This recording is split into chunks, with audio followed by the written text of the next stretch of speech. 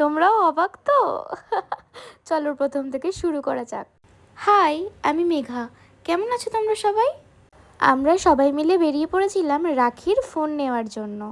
তো আগে থেকেই ভেবে নিয়েছিল যে রাখির কি ফোন নেওয়া হবে, তাই জন্য সেই অনুযায়ী আমরা সকাল সকাল রেডি হয়ে চারজনে মিলে বেরিয়ে পড়েছি ফোন নেওয়ার জন্য। আমাদের সবার মনেই একটা ভীষণ আনন্দ কাজ করছিল। আর এখানে সোনু দেখাচ্ছে যে কোন দোকানে যাওয়া হবে, চলো ওই দোকানেই যাওয়া হোক, এই নিয়ে আমরা হাসছি। আর এখানে আমি বলছিলাম রাখির না গাইজ, আমার ফোন নিতে যাচ্ছি, কারণ আমরা ভেবেছিলাম যে ব্লগটাতে এমন দেখাবো যেন আমি ফোন নিতে যাচ্ছি, কিন্তু সেটা না। আমি এখন তোমাদের সাথে শেয়ার করছি যে রাখির জন্যই আমরা ফোন নিতে গেছিলাম।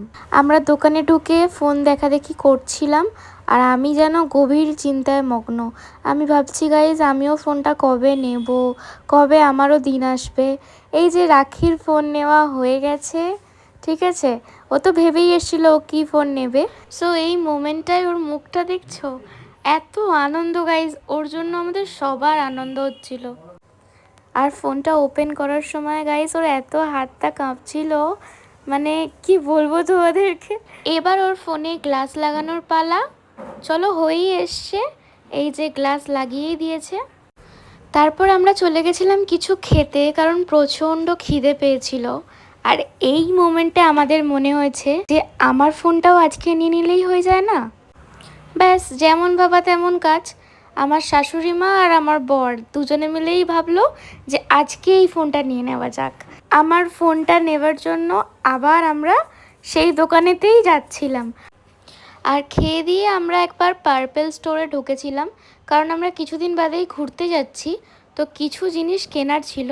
আর এখানে এবার আমার রিয়াকশানটা দেখো গাইস, আমি ভাবতেও পারছি না যে আমি ফোন নিতে যাচ্ছি, তাও আবার আইফোন 17। বুঝতে পারছো?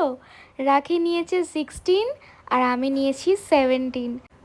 রাখি 16 নিয়েছে বলে আমি আর 16-এ গেলাম না, তাই জন্য 17-এ গেলাম। আর আমি রাখি যখন ফোনটা ওপেন করছিল তখন ওকে বলছিলাম যে কী রে, তোর হাতটা কেন কাঁপছে? আর আমি এই মুহূর্তে বুঝতে পারছিলাম যে ওর হাতটা কেন কাঁপছিল।